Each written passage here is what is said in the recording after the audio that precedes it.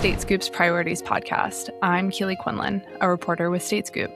This week, I interviewed Jeff Lopez, director of New Mexico's Office of Broadband Access and Expansion, and Jake Varn, an associate manager with Pew Charitable Trusts' Broadband Access Initiative, to discuss how states are tackling projects funded by the federal Broadband Equity Access and Deployment, or BEAD, program.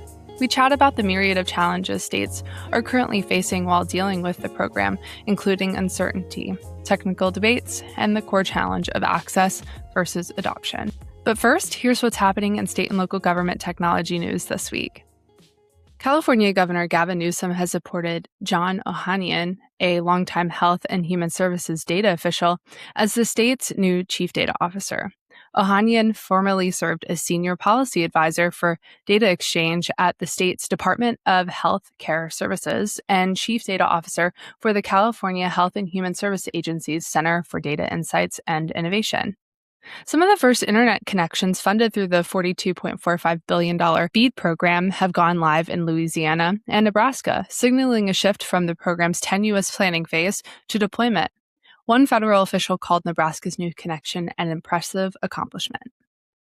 The Texas Regulatory Efficiency Office has unveiled a website centered around an AI-powered chatbot that can answer questions about rules, licenses, and permits for a variety of professions and industries. The chatbot, named SAM, or State Administration Manager, can clone itself an infinite amount of times when formulating responses to complex queries, one state official claimed. Over the last few years, states have been tasked with deploying an unprecedented wave of federal broadband funding through programs like BEAD. But at the same time, many state leaders are facing a complicated reality: shifting timelines, political uncertainty, rising deployment costs, and open questions about what long-term federal support will actually look like. So what happens when states are expected to close the digital divide while the policy landscape keeps moving underneath them? To unpack that, I'm joined by two people who see this from very different vantage points: New Mexico's broadband director, Jeff Lopez, and Pew Charitable Trusts' Jake Varn. We start with Jake, who sets the stage by giving us a quick snapshot of where broadband expansion stands right now in the U.S. Yeah, it's a great question, Keely. The digital divide at the moment is closer to being closed than it's ever been in United States history. But there's still a long way to go. We have a bevy of new federal and state resources at our disposal. There's active projects happening right now that state broadband offices are leading with their state dollars and with federal dollars, connecting communities to high-speed, affordable internet access. And they have a new suite of projects about to kick off with the BEAD program. But there are still plenty of communities across the country that do not have adequate service or cannot afford the service that's available to them. Yeah, absolutely. Jeff, I want to let you react to that. As being in the driver's seat for New Mexico's broadband policy, tell me a little bit about how that lands with you. Yeah, we have a good amount of resources available, either from the federal government, the U.S. Department of the Treasury, from the New Mexico State Legislature, and from the U.S. Department of Commerce for getting the job done. The good news is that since the bipartisan infrastructure law passed in 2021, New Mexico has improved connectivity. At the time, there's only about 7 in 10 households connected. Now it's 9 in 10 households. And with the funding that's already passed into law and appropriated and obligated to New Mexico, we will get to 100%. By the end of this year, we'll have the legally enforceable commitments to connect every single household, every single small business in New Mexico. There's always going to be a small margin, so I won't talk about the 0.5% or the 0.1%, or I won't focus on it as well in this call. But we have a significant number of resources available now to connect everybody in New Mexico and across the country to high-speed broadband.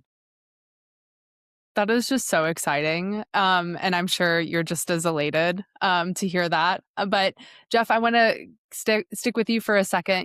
New Mexico is often cited as one of the more challenging states geographically for these types of projects. So what does the back it up a couple, years maybe before some of these huge investments and before some of these things have kicked off? What did the digital divide look like on the ground?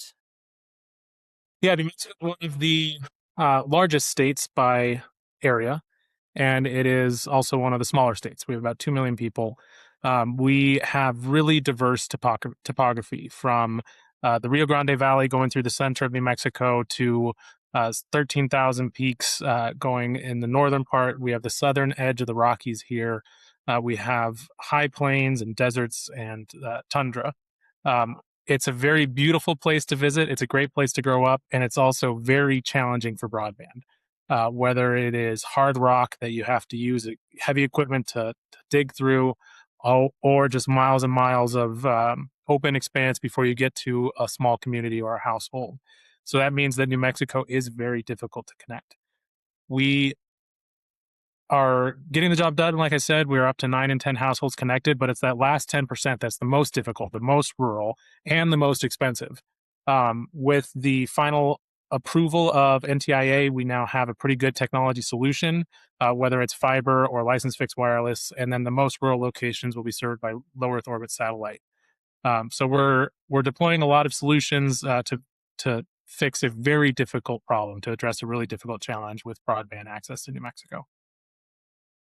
Yeah, so it sounds like you guys are kind of leaning on that like nice mix of technologies. Jake, I want to go to you for a second. Um, does that sound typical? Is New Mexico an outlier? How does that compare to the rest of the states in terms of broadband policy and tackling this issue? Yeah, I mean, New Mexico is certainly unique in many aspects, but there are components that resonate with other states. There are geographic challenges that other states deal with. I have, personally, I have family in rural Montana, where just if you go just around the canyon bend, you lose signal access, you lose line of sight to a signal, and all of a sudden you can't connect to those services. So every state has its own geographic challenges, its own provider challenges to navigate, the makeup of who actually provides service in their area, and who's been left behind historically by those build outs. I think what really New Mexico, we've been excited to see is we at the Pew Charitable Trusts have been doing a lot of work tracking state broadband policy. We've been looking at it for the better part of the last decade. We've been seeing states and the state broadband programs be on the forefront of connecting communities and matching them with projects that meet their needs and meet the needs of that community because of the input of those state officials. And as part of that, we've been looking at the state legislation that has been being passed.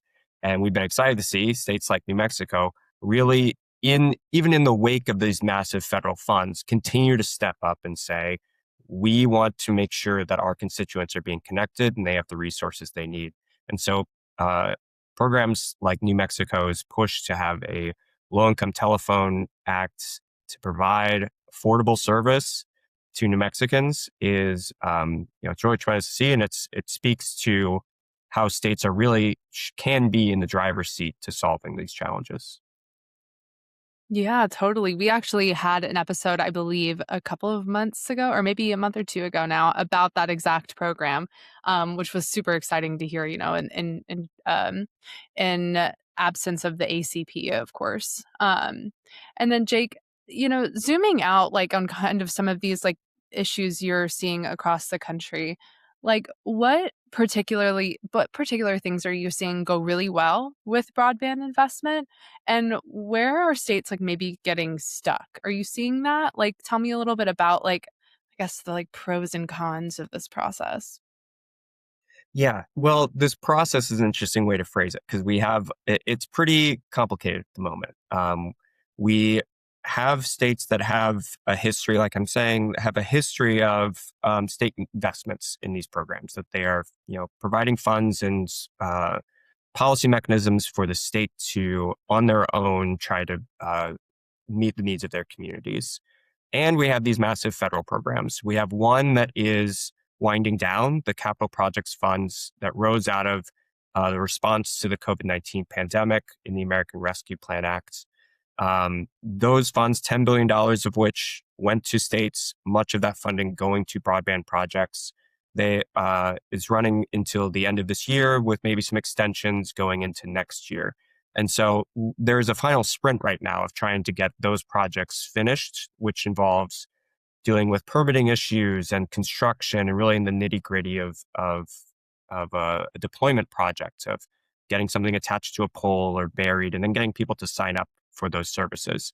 So we have that happening. At the same time, we've had this years of buildup to the $42 billion BEAD program, which has now iterated on itself a few times with the rules changing between administrations, states having to rewrite their plans, providers having to resubmit applications. And the uh, end result is that we are now at a point where the vast majority of these plans in states have been approved, and some states have started to sign contracts and get construction started, and even start to sign up customers. But it's a long road between now and that ending, and there's going to be a lot of bumps along the way as projects, actually start the work of putting shovels in the ground and getting households connected. Yeah, absolutely. Jeff, I want to turn to you for a second too and like kind of talk about this like bigger picture. You know, uh, Jake noted some of the uncertainty that was happening last summer, particularly with the BEAD program, with those program changes and, Yeah. all of that kind of like rethinking around the end goal of BEAD emanating from the Trump administration. I kind of want to hear about like how big of a risk that uncertainty was to y'all surrounding this federal support. I mean, you noted that the state is so supportive of all of these efforts too, but like I feel as though state and federal support go hand in hand, and it's interesting to hear, how you might be thinking through this. Uncertainty is a significant challenge. We are 4.5 years past the bipartisan infrastructure law.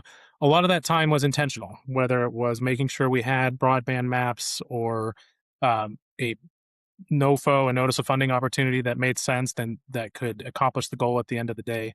But the turnover from federal administrations and the shifting requirements for the program have been difficult to keep up with.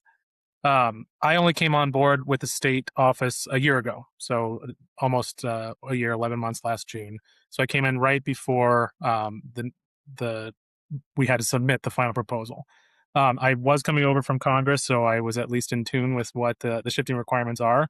But it's hard. It's hard on staff. It's hard on our project managers. On the final proposal, we have to make significant changes to align with shifting priorities from the federal government.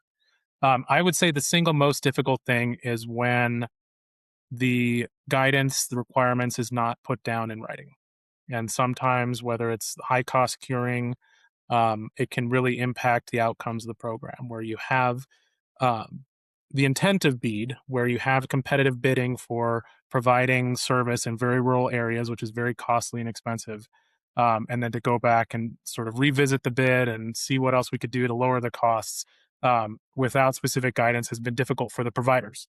And it's hard on us, it's hard on the Office of Broadband, but I think it's most difficult on the providers that are willing to participate in this program because it can be the life or death of that business, whether it's a federal investment or providing customers service in the long run. So I think the shifting requirements and the unwritten requirements have been really challenging. And I'll add one thing to that, Jeff, too. It's also hard on these communities who, under the past set of rules, they maybe had a direct line of input into which provider they wanted to be able to serve them, which one made most sense for their community. The new rules changed, and all of a sudden now maybe a different provider is showing up, or the one that they wanted had to back out because it's no longer makes sense for them to apply. And so I think it's been really hard for communities to keep up with this and understand the current set of rules and who they're eventually going to be served by with these funds. Yeah, and then we add in the factor of we don't even have an answer yet on the non-deployment funds, which is very interesting. So, Jeff, is that something that you're thinking about and like planning differently than, say, maybe you would have a year ago when you started and came into this role?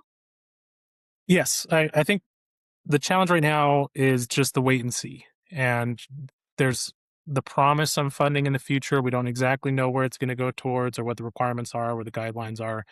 So it crowds out other sources of funding where you have this promise for critical need, whether it's digital opportunity, digital literacy, workforce training, making sure that we have a middle mile and long haul fiber system, the communications backbone that is functional.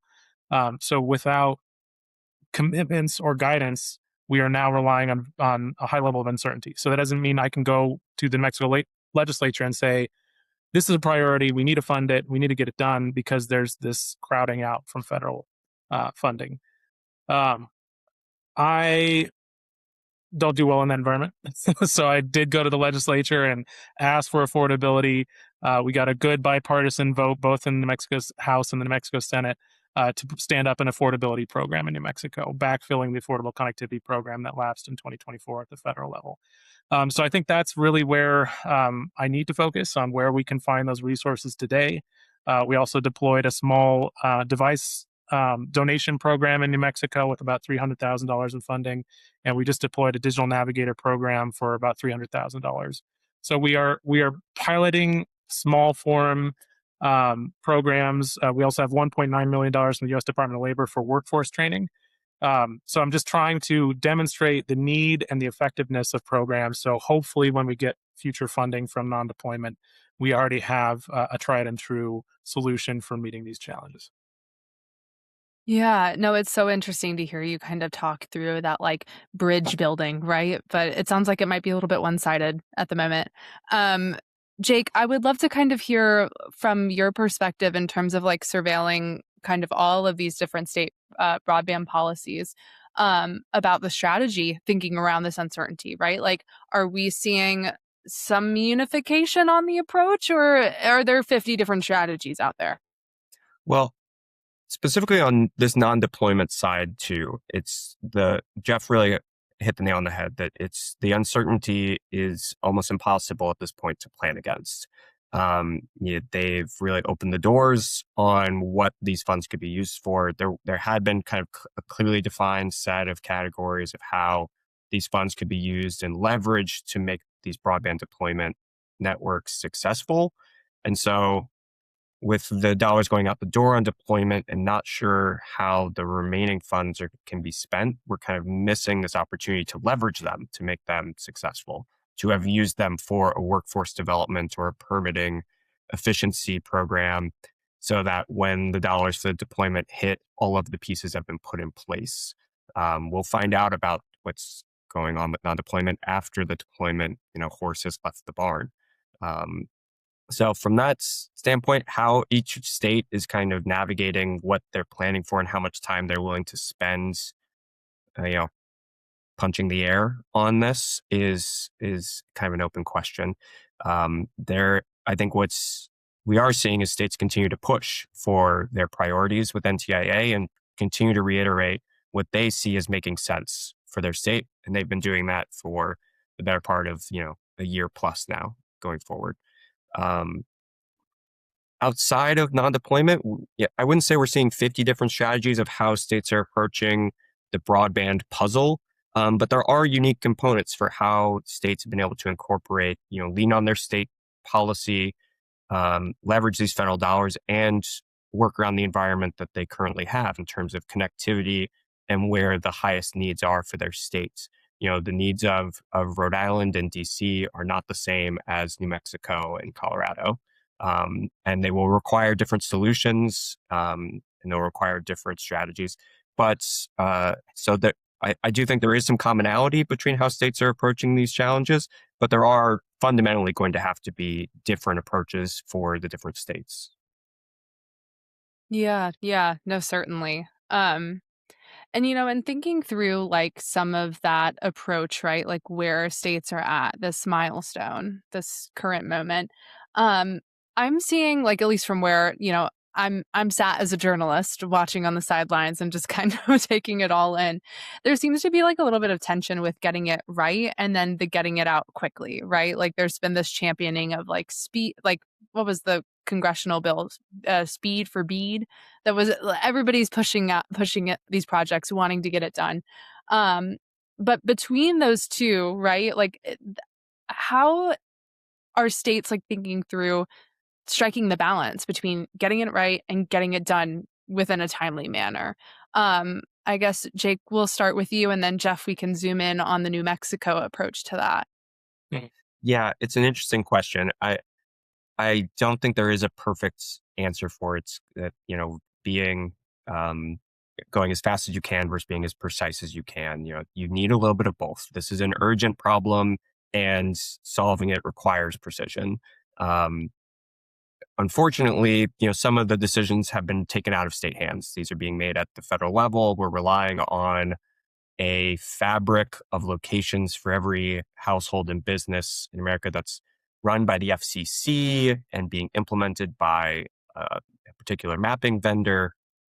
And then the funding for states is at NTIA, and the decisions for how a location is eligible for their funds goes back to the FCC map and the providers submit to. So there's a lot of moving pieces for how states can be as precise as possible. And there's not a lot of, sometimes they do not have the levers at their disposal to change that. And the decision has been moved out of their hands at the federal level. But they have been trying. We have seen over the last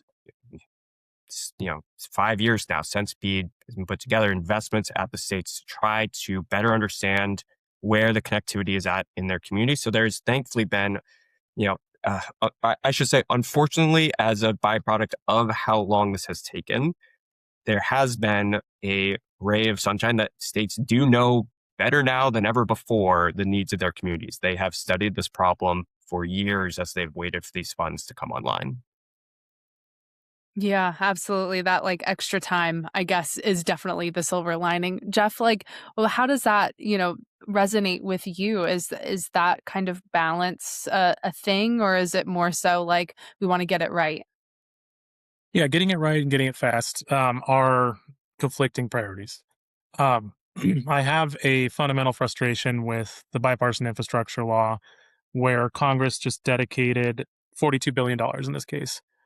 There was requirements in the bill, there's requirements in the statute, but it left it up to the agencies and the states to figure it out. And that's it. The $42 billion was designed to get 100% of the job done. Um, I am a big fan of the Universal Service Fund, the Federal Communications Commission program, because it can iterate. You can take in funds every year, you can distribute funds every year, and then you can change the program. Right now, we've learned a lot over the past 4 years. We've identified a lot of issues with the BEAD program overall, but it's really not possible to iterate because construction is just getting started now after 4.5 years. States are still struggling to get the money in some cases. They're seeking for approvals. They have to sign grant agreements. So I think there's an inherent conflict with just doing a lump sum and saying, go get to work, get it done. And a much better model would be to allow iteration, test it out the first year, see how much money you can deploy, what percentage you can get done, and then progress from there. So I think BEAD will get a lot of the job done. Like I said, we'll get to near 100%. There'll be a little bit of margin there, but we don't know what the connectivity needs are in the future. We don't know what artificial intelligence or quantum networks or whatever is on the laboratory table today will mean for the needs of households in the future. So we're doing a lot of work now. We're not getting out quickly. It's been 4.5 years, a lot of iterations of needs and requirements. But I think we do need a different approach when it comes to making sure everybody has access to the technology they need to be successful. So I think there is a future. There's a problem. There's a future hopeful solution where we can have that iterative model at some point at the federal level. I think that's exactly right, Jeff. Hit the nail on the head. That especially from a mapping perspective, these are a reflection of a point in time of what our best work and evidence of where these locations are and the service levels they've had. And we've had to make a point in time decision to award providers funding to then go out and make a grant. But we know that there's going to be errors. We know that a project might drop off. A provider may get sold and change their business model. These things will evolve over time. And we know at the same time, the needs of the internet are going to keep changing, and that the digital divide does not stay closed on its own. It has to be held closed. And so it is the prerogative of state broadband offices to take up that charge and continue to get these programs right, and then continue to make sure that these communities are served with the services that they need to engage in modern life. Yeah, no, absolutely. Those are both such interesting perspectives on this problem. And I appreciate you both for those, really interesting ideas about it. Something else I want to touch on because it was a huge issue as BEAD was getting getting off the ground in like 2023 and 2024 is, the fiber versus other technologies. And I'm saying other because what I've heard through numerous sources is that fiber really is that gold standard in terms of just the technological benefits of it, and of course the longevity. But I want to hear from y'all kind of about the perspective on that, in terms of like proceeding with a neutrality in mind or more of a fiber heavy long term bet. So I guess, Jeff, I'll start with you. I know you guys went with a mix, and I know a huge part of the reason for that is because of the geographical challenges. So Yeah. talk to me a little bit about how now, as we're getting into this later stage of BEAD, how you're thinking through some of those like more like fundamental technological challenges. We are a fiber first state. We prefer fiber for many reasons, but also initially we were planning to use all of NTI's allocation just for that last mile connectivity, all $675 million that NTI provided to New Mexico. So initially we weren't having any discussion on non-deployment, whereas other states had some portion that they already knew was going to be available. With the changing requirements at the federal level, the cost came down. So we have dedicated $380 million out of our $675 million. And that has a plan for every single location at that point of time to be served. But there is a give and take. There's a cost benefit. I still believe that fiber is the best value, even though it's more expensive. It allows more resiliency. It is more future proof. We know it can provide the speeds necessary for the foreseeable future. Licensed fixed wireless is our second priority, where you can fund some fiber backhaul, stand up the tower, and that might facilitate more fiber connectivity in the future for those households, but at least it stands up that tower and they can have that access today.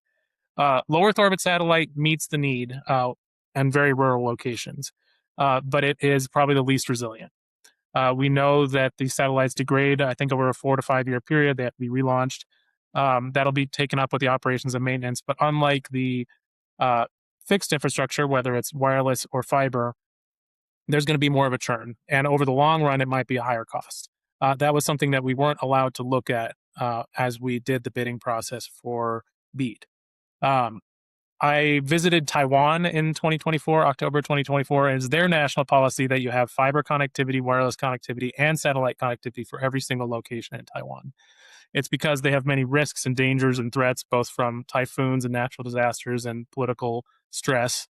But that, I think, is the best solution, where you have resilient, redundant connections for everybody, understanding the benefits of fiber, but also the importance of having those alternates available. Wow, that's something to think about, trying to connect every location with all three. I don't know if we could handle that.